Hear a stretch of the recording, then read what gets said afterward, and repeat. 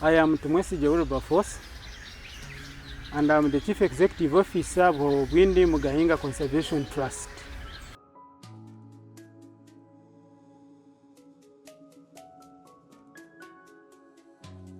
The landscape, which is Bwindi Mgahinga Conservation Area, which is constituting two protected areas, that is Mgahinga Gorilla National Park and Bwindi Impenetrable National Park. These important national parks are a habitat for endangered mountain gorillas. They were gazetted in two national parks as a response of deforestation, human encroachment, and that was in 1991. And after that response of forming those two protected areas, one of the communities, the section of the communities that suffered most was the Batwa. What the Batwa people, whom in English some people call them Pygmies, used to live in these forest areas. They were actually gatherers, hunters and gatherers. They would get food and eat from these forests. So after gazetting these forests, these people were rendered landless. They ended up now coming into other communities where they did not own land, and they were begging for food. And it was at that time when Bwindi Mgahinga Conservation Trust was also formed. The mandate of BMCT is to work in two parishes adjacent to Bwindi and Gorilla Mgahinga Gorilla National Parks. These two parishes, or this work area, stretches in the span of 3 districts in southwestern Uganda. That is Kanungu, Kisoro, and Rubanda. The mandate touches on livelihood improvement of the communities. Number 2, protection of these habitats by supporting Uganda Wildlife Authority in problem animal management and park management. And lastly, supporting Institute of Tropical Forest Conservation in carrying out research in these two protected areas to ensure that the ecosystem services are still healthy to do their role as it were.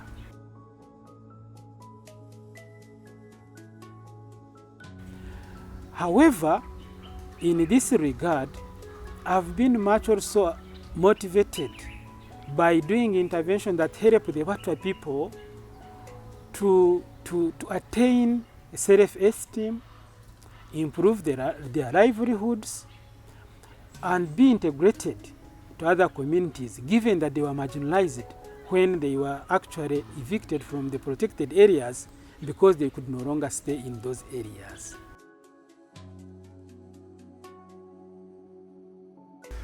Now, given that the Batwa do not own land, BMCT first bought land to resettle these people. As I speak, BMCT has purchased 406 acres of land upon which we are trying to resettle these people. In Kanungu side, we have established a model village for Batwa called the Chembe Model Village. Then in Kisoro side, we have established one which has been launched recently. It is called Kanyamahene. Now Kanyamahene has 8 houses. They are modest. It has a bedroom, sitting room, and a kitchen, and a pit latrine, and a water tank, which was constructed by our partner, WWF. Resettling Batwa means a lot.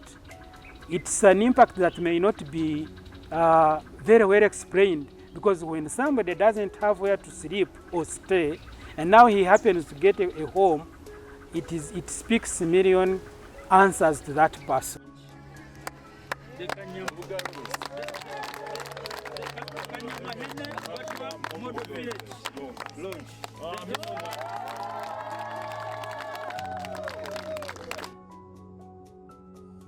Recently, when we had the launch of Kanyamahene Batwa Model Village, it was a moment of joy, a moment of celebration, a moment of laughter, when we saw old and young of the Batwa people dancing because of the houses that were constructed for them before the Minister of State for Tourism, who had come to launch motions of going to stay in a nice home was seen in the jubilations on such a day.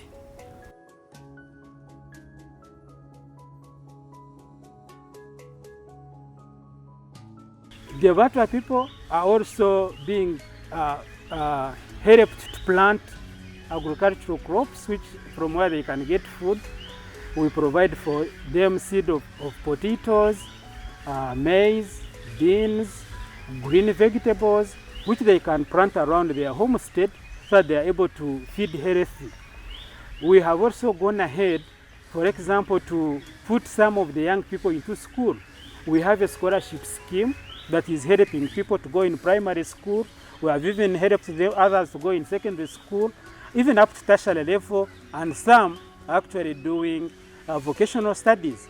We already have achieved one graduate who is also employed with BMCT to motivate other Batwa people so that they are able to emulate and copy, so that they are able to participate in economic development like other communities.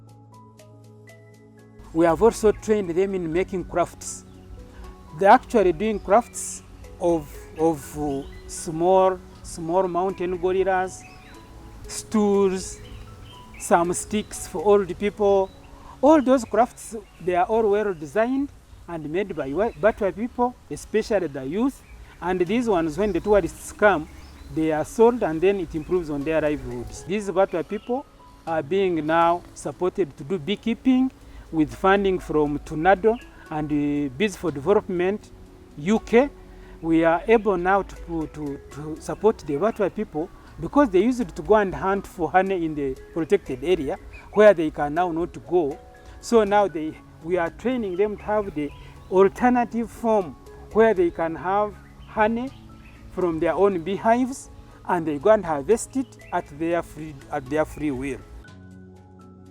And we have also collaborated with Uganda Live Authority to give them a trail where they go and escort the tourists.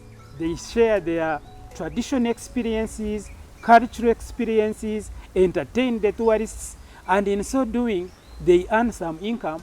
And I think those are part of important aspects that improve the livelihoods of the Batwa people.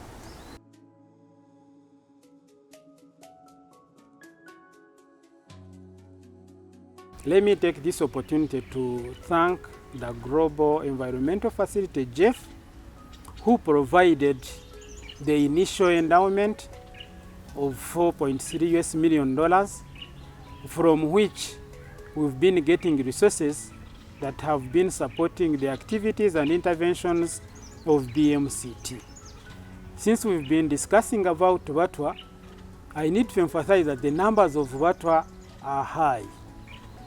So far what we have done, like housing, training in music, dance and drama, improving their craft making skills, the beekeeping interventions, there is still more, even in addition to the scholarship, there is still need for more resources to support and improve these people to be able to compete and participate in local development with other communities. We would like to see more of such actions which bring joy to the Batwa, moving on and on in all other community of the Batwa.